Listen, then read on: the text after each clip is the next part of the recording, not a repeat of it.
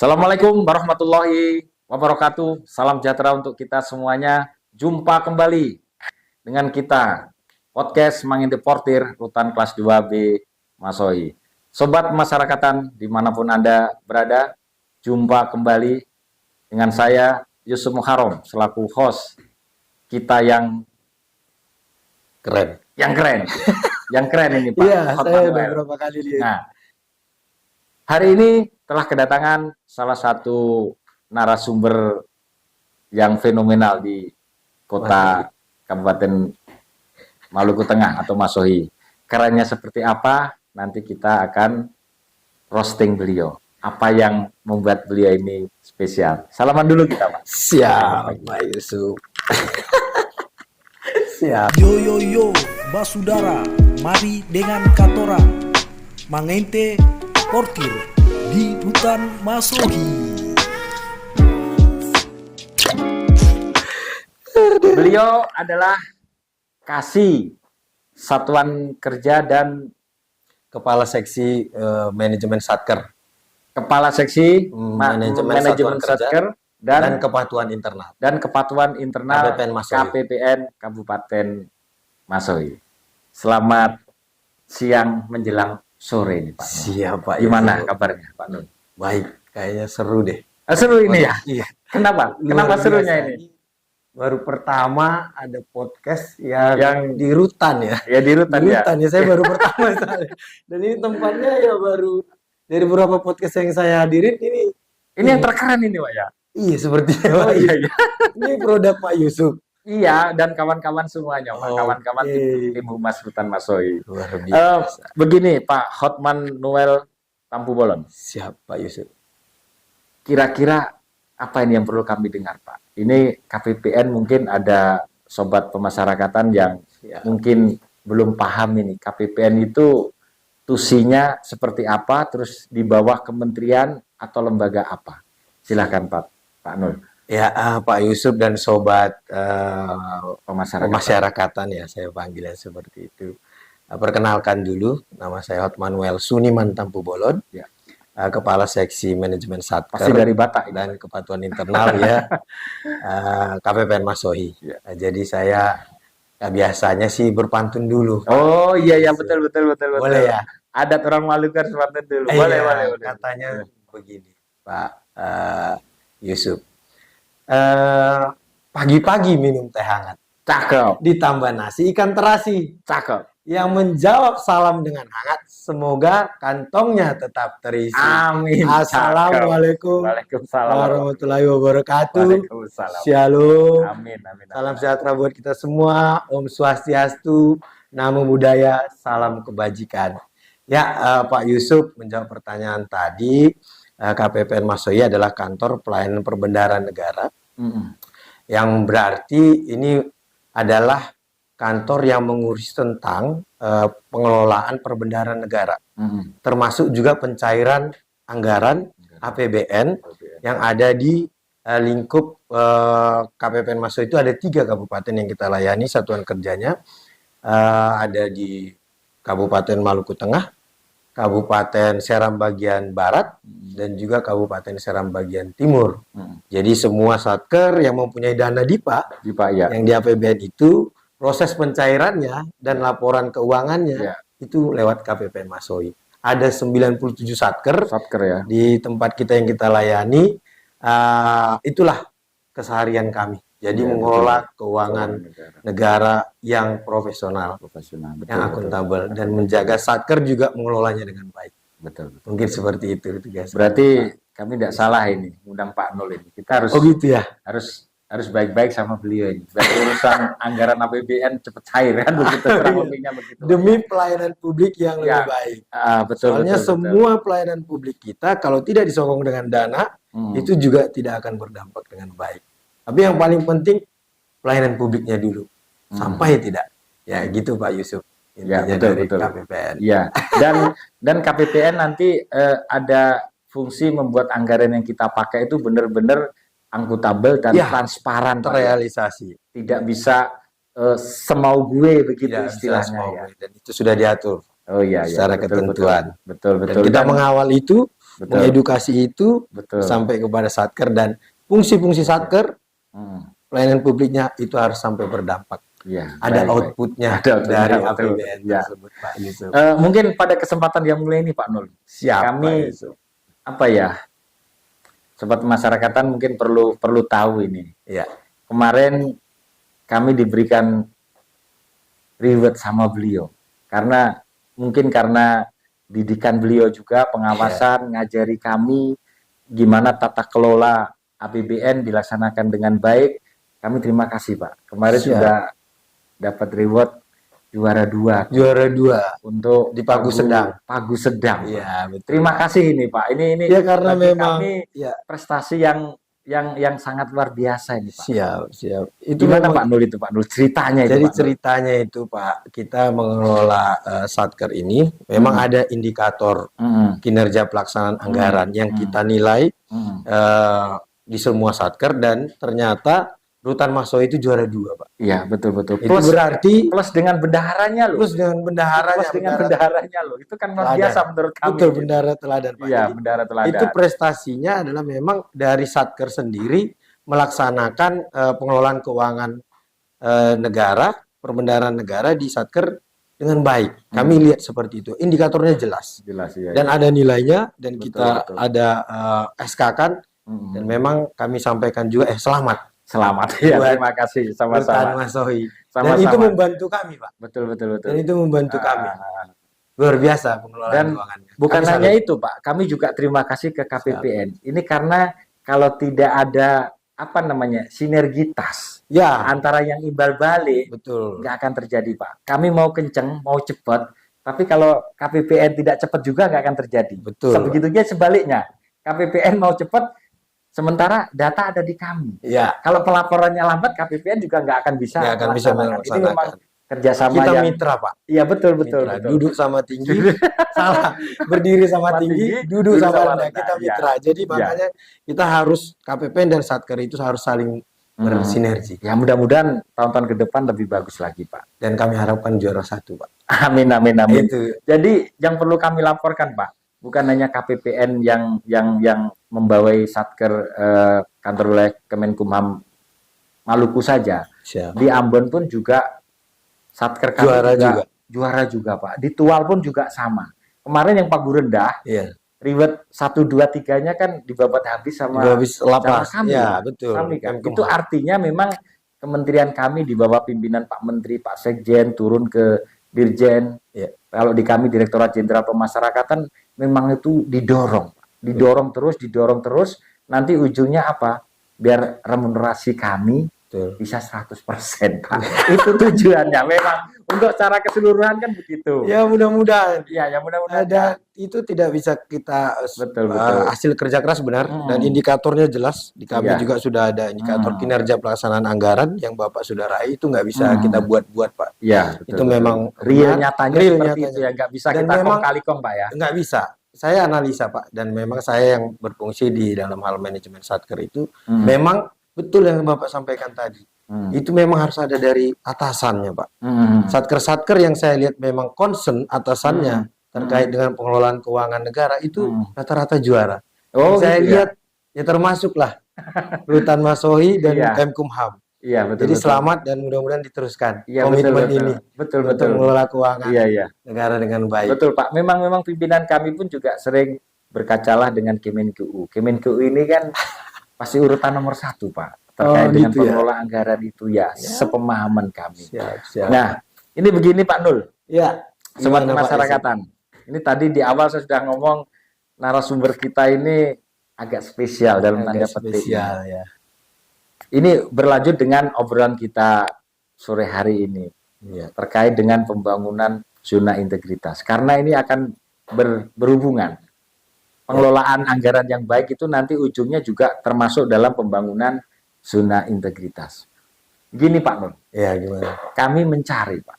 Di sini ini OPD atau satuan kerja di Kabupaten Maluku Tengah. Belum ada yang WBK. Oh gitu. Dan sementara satuan kerja di Kemenkumham di seluruh provinsi Maluku itu belum ada juga yang Belum ada juga. dapat WBK, Pak. Iya. Pembangunan ZI ini. Nah kemarin Datanglah Pak Dul kan ke kantor, Iya. cerita melihat pinnya, loh saya kaget.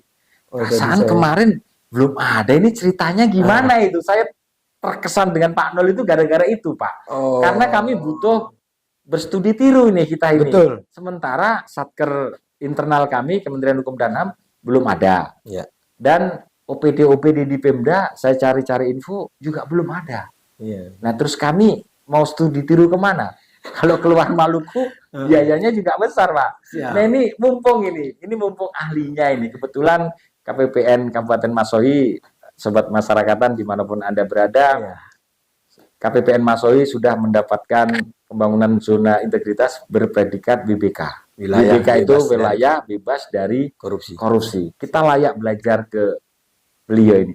Nah, mungkin kisi-kisinya aja Pak. Mungkin apa ya, strategi lah ya. Strategi pembangunan zona integrasi itu intinya di mana sih Pak?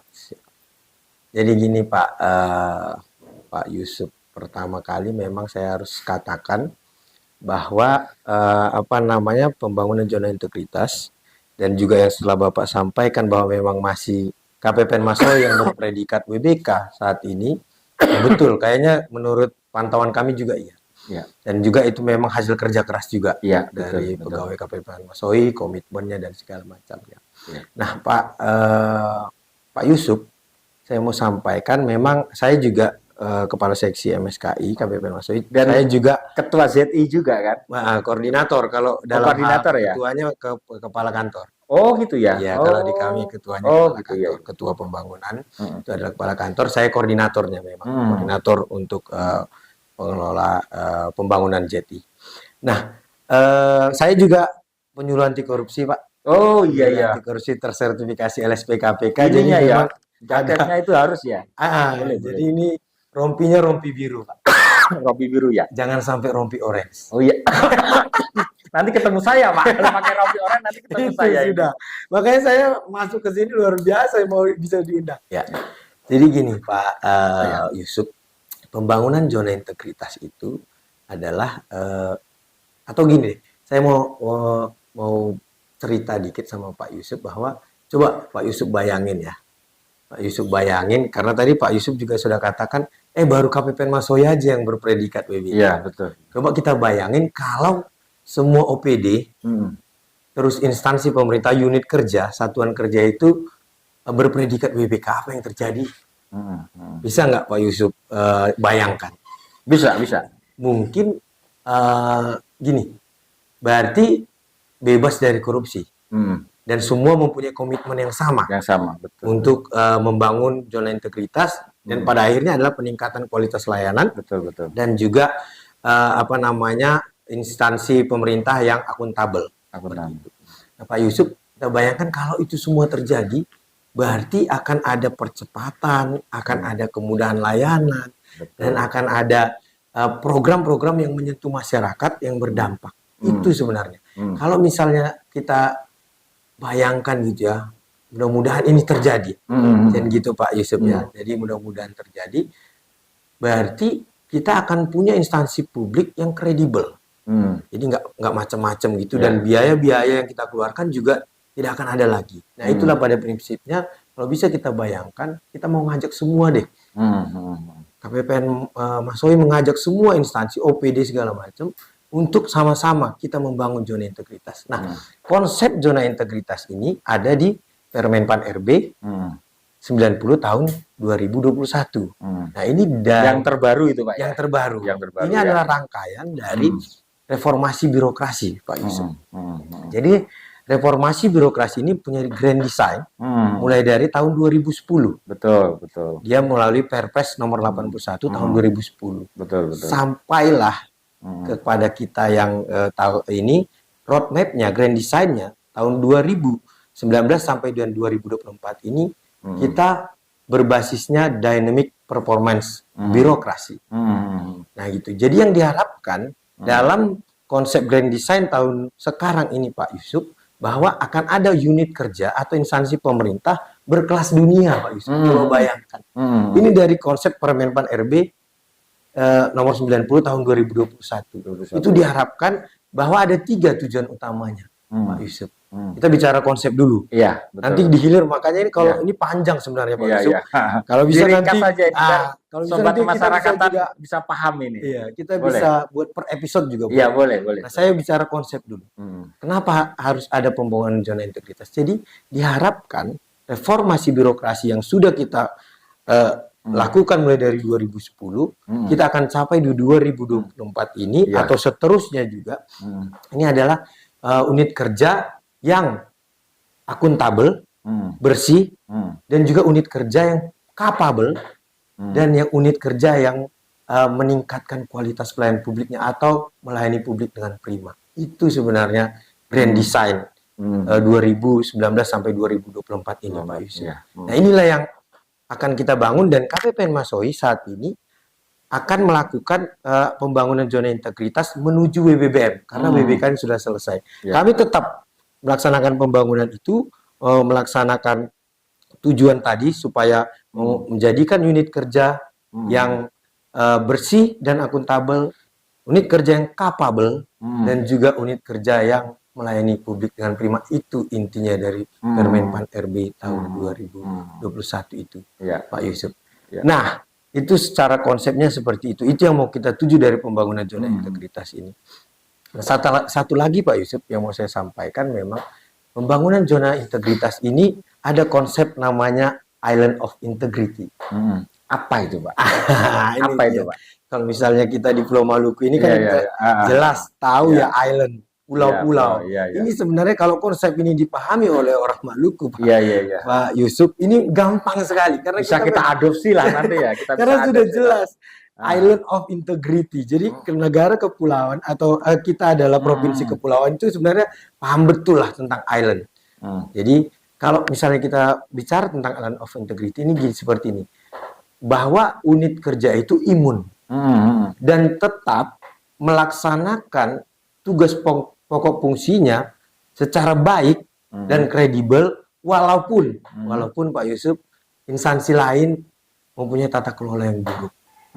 Jadi walaupun KPPN Masoi baru satu-satunya WBK, tapi harus bisa imun dan juga tetap bekerja dengan baik sesuai tusinya, kredibel, akuntabel, bersih, dan melayani publik dengan baik, walaupun memang instansi lainnya masih belum membangun. Nah, makanya dalam konsep Island of Integrity, tujuan dari seorang yang sudah bisa berpredikat WBK dan nanti sampai dengan WBBM itu ada 3, Pak Yusuf. Pertama, unit kerja itu harus bebas dari korupsi. Ya.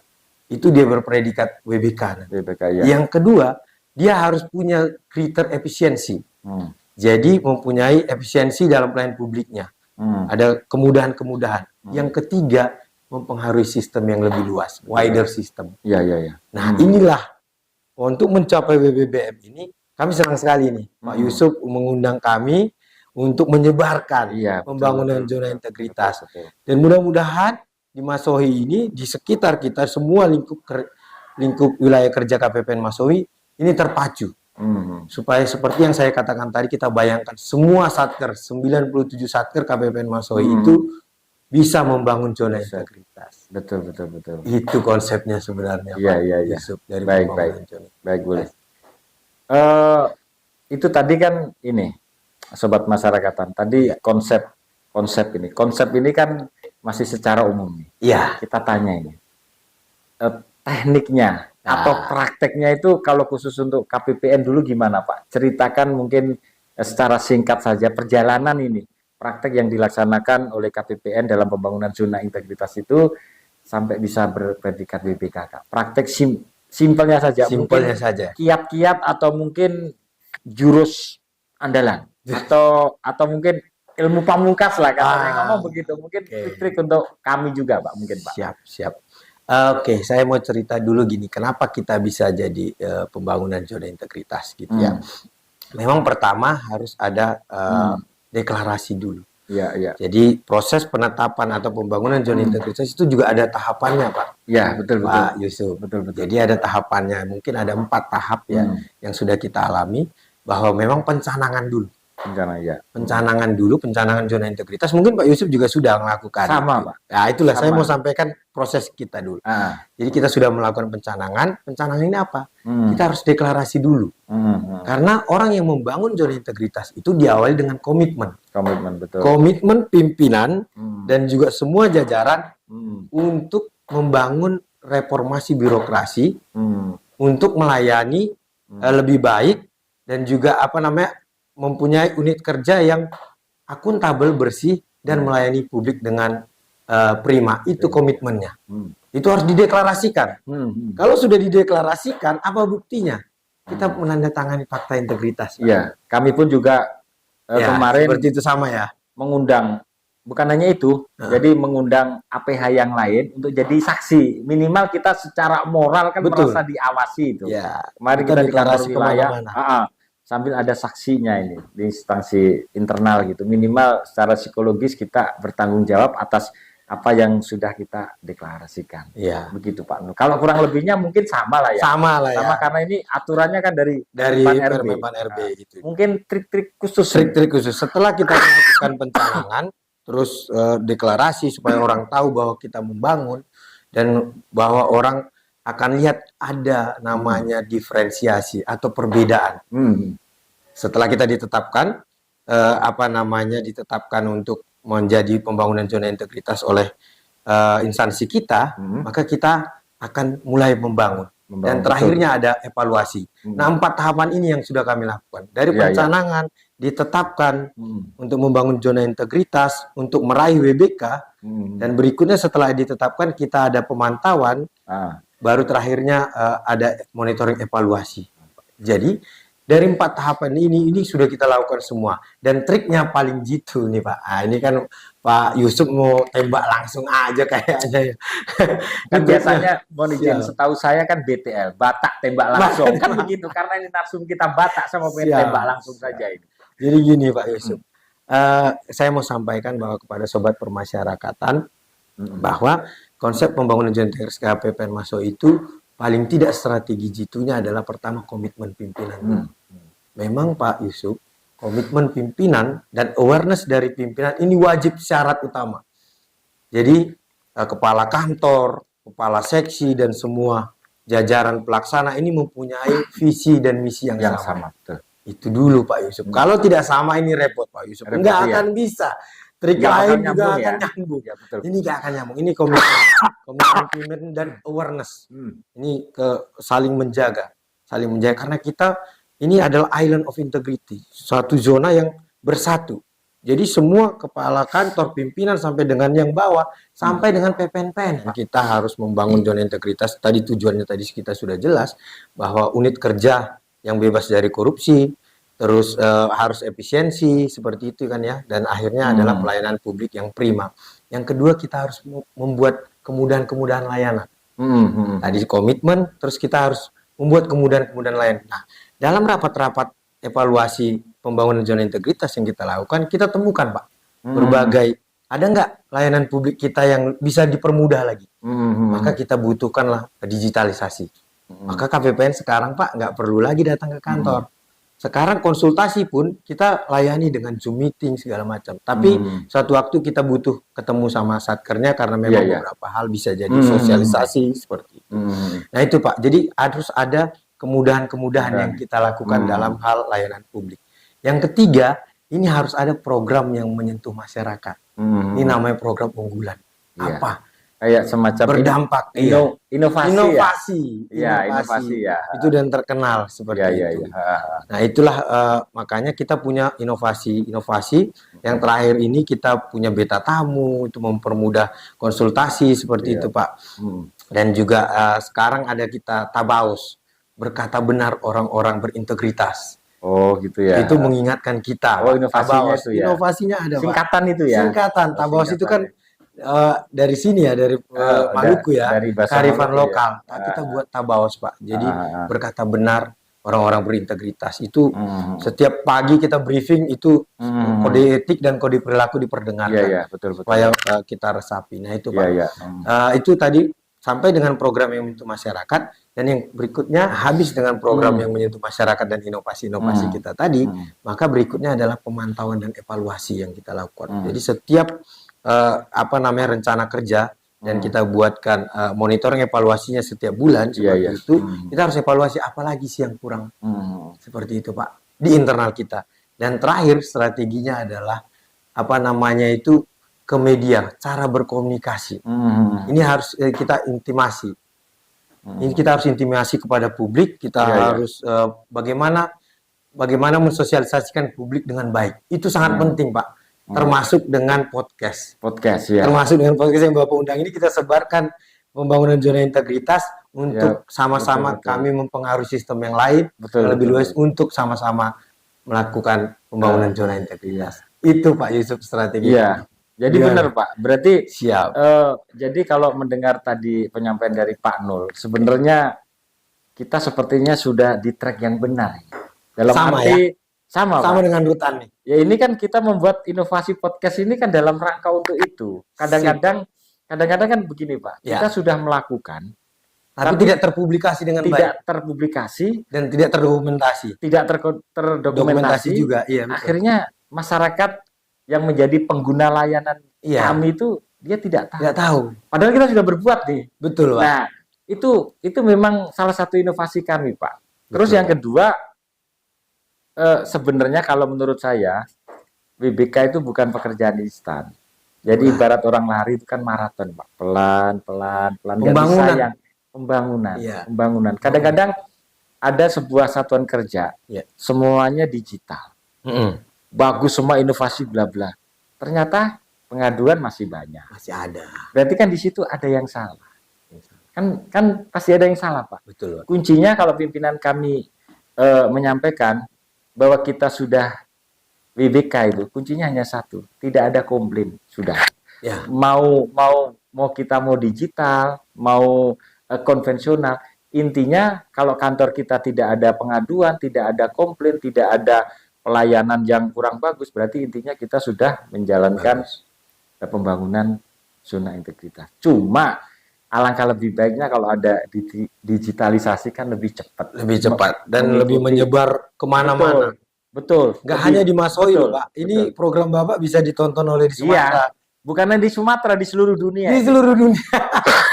Tanpa ada istilahnya tanpa batas. Tanpa batas, tanpa ada penghalang. Siap. Sobat Masyarakatan, tadi kita sampaikan, beliau sudah menyampaikan trik-trik ini terkait dengan pembangunan zona integritas. Mungkin ada satuan kerja pemasyarakatan khususnya di Provinsi Maluku bisa belajar nih apa yang disampaikan oleh Ketua JTI dan pemakai rompi biru ini. Beliau ini kepanjangan tangan dari KPK juga ini. Siap. Kita merasa terhormat ini, beliaunya kita undang, beliaunya ada waktu. Ini harus kita manfaatkan ini. Tidak boleh tidak kita manfaatkan. Untuk lebih panasnya kita ngopi dulu, Pak. Oke. Karena kan sudah disiapkan. Tos berarti, Pak. Tos dulu, Pak. Silakan minum, Pak. Kopi tos namanya, Pak. Gimana, Pak Nur? Tambah garang lagi atau tambah semangat lagi? Tambah semangat lagi. Gara-gara kopinya nikmat banget, Pak. Iya, gini Pak Nur. Manisnya pas pahitnya, Pak. Gini Pak Nur, tahun depan, ini kan tahun ini kita masih dalam membangun nih. Siap. Targetnya kan tahun depan. Minimal kalau tahun ini memang tidak ada satuan kerja Kemenkumham di Provinsi Maluku, minimal kami semuanya itu punya tekad. Siap. Tahun depan minimal kami dapat, Pak. Kami selalu saya selaku pimpinan di sini selalu menyampaikan kepada rekan-rekan semuanya, jadilah contoh. Ya, betul. Istilahnya jangan jadi pengekor gitu loh. Betul. Jangan jadi follower. Ya. Kita jadilah contoh. Siap. Itu kawan-kawan semuanya selalu senang, Pak. Gimana caranya kita menjadi pilot project-nya lah, jadi contoh lah untuk satker-satker yang lain. Tapi ini merupakan dibilang pekerjaan berat ya berat, enggak. Sebenarnya pemahaman saya ini, nanti kritik kalau memang salah. Sebenarnya kerjaan WBK itu sebenarnya kan tusi kita sehari-hari. cuma dinyatakan dalam sebentuk laporan yang Dokumentasi. sudah tertata, Ya, dokumentasi yang sudah apa ya dulu namanya istilah uang ya, undangan, Ya. yang tata cara apa namanya Pak itu notula, bahasanya, segala macam ya. tata kelolanya lebih profesional Terarsip ya, lagi, dokumentasi. terarsipkan lebih baik. Sebenarnya kan hanya itu saja, Ya. plus ditambah dengan sarana prasarana ini Betul. yang berbasis HAM tadi ya, Ya. pelayanannya harus apa namanya ada untuk difabel dan segala macamnya kan kita secara Sarpas juga pelan-pelan memperbaiki ini. Nah ini kira-kira kunci utama atau closing statementnya apa ini Pak Nur? Kira-kira yang apa ya?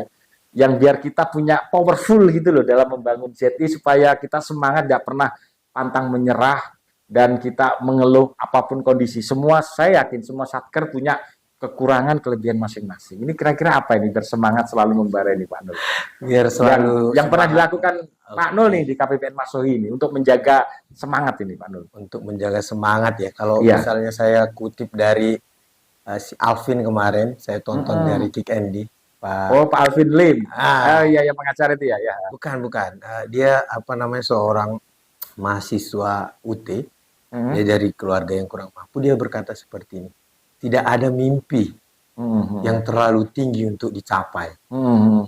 Namun hanya ada langkah yang rendah. Yang yang rendah untuk melangkah. Gitu, Pak. Jadi katanya seperti itu. Jadi tidak ada mimpi yang terlalu tinggi untuk dicapai. Tapi yang ada hanya niat yang rendah untuk melangkah. Pak Yusuf, pembangunan zona integritas itu adalah membangun. Dan nilainya itu untuk mencapai WBK itu hanya 75 sebenarnya. Betul Bapak bilang mudah. Tapi Pak, di lapangan itu tidak semudah yang kita bayangkan. Jadi kalau saya sering sekali Pak diundang untuk internalisasi pembangunan zona integritas. Saya sudah ke KPBC, kemana-mana saya sudah diundang jadi narasumber. Dan pada prinsipnya betul yang Bapak sampaikan tadi adalah penguatan pengawasan dalam hal pengaduan ini sangat penting Pak. Betul Pak. Jadi saya pernah sampai satu orang KPA ketika saya jadi narasumber menyatakan, Pak saya nggak mampu. Betul. Bingung toh Pak, Ya, kepala seorang KPA dia bilang saya nggak mampu lagi untuk membangun zona integritas. Loh kenapa Pak? Memang nggak bisa Pak. Loh kenapa nggak bisa? Saya bilang dalam pembangunan zona integritas yang pertama itu adalah manajemen perubahan Pak. Betul. Pak yang Bapak lakukan niat untuk berubah dulu sajalah. Seperti itu. Buat contoh Bapak jadi role model buat untuk berubah. Nah sekarang Pak Yusuf saya lihat sudah pada tahap itu sudah menjadi role model untuk perubahan. Tapi yang mau saya tambahkan adalah semangat konsistensinya. Betul. Saya mau ceritakan ini Pak. Satu lagi dan supaya sobat masyarakat tambah. Pak ada yang bilang bahwa kedisiplinan itu memerdekakan atau membuat kita jadi kaku. Disiplin. Saya mau tanya Pak Yusuf. Memerdekakan sebenarnya. Kenapa? Kan kita terpaku Pak. Disiplin itu berarti kita ada tata cara, terus kita harus ikuti terus. Kenapa? Kok Bapak bilang memerdekakan? Ini tepat jawabannya, tapi kenapa alasannya? Iya, kadang-kadang kan sesuatu hal disiplin dari awalnya kan terpaksa. Iya, terpaksa. Tapi karena itu sudah menjadi kebiasaan kita lakukan. Kalau nggak disiplin, kayaknya hati itu nggak enak gitu. Betul. Kalau berarti menurut kita saya sudah begitu. connect Pak. Dan itu yang mungkin saya harus tambahkan kepada Bapak dan semua membangun zona integritas, tambahkan kedisiplinan lagi. Itu memerdekakan Pak.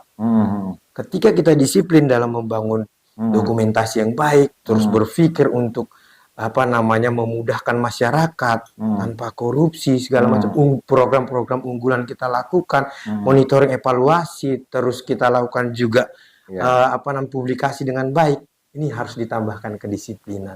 Itu memerdekakan. Persis yang seperti Bapak katakan, ketika kita sudah terbiasa disiplin dengan aturan-aturan yang ketat, itu malah membuat kita merdeka dan lincah. Betul. Seperti Nggak ada itu, beban. Pak. Nggak ada beban jadinya. Jadi kalau orang yang coba-coba tidak mau disiplin, itu sebenarnya orang yang paling sial dan terkaku. Paling kaku di dunia. Padahal disiplin pada prinsipnya itu memerdekakan. Bagi yang mau. Baik, baik, baik. Itu mungkin kuncinya Pak Yusuf yang bisa saya sampaikan hari ini. Baik. Mudah-mudahan sobat pemasyarakatan tetap semangat dalam Hmm. pembangunan zona integritas. Hmm. Paling utama tetaplah menjadi unit kerja yang bebas dari korupsi, yang juga mempunyai layanan yang efisiensi, memudahkan masyarakat, dan terakhirnya harus saling mempengaruhi, Siap. saling menyemangati, Siap. supaya semua tujuan negara kita ini tercapai. Ya. Mungkin itu closing statement saya, Pak Yusuf. Mantap Pak Nul. Sobat masyarakatan, kalau saya boleh meringkas ini, boleh meringkas dari awal penjelasan Pak Nul, kuncinya ternyata hanya satu sobat masyarakatan. Pembangunan zona integritas bukan masalah bisa atau tidak, tapi masalahnya mau atau tidak. Itu pilihan ada di tangan kita semuanya. Demikian tadi, sampai jumpa kembali untuk episode selanjutnya. Salam kebaruan, salam integritas.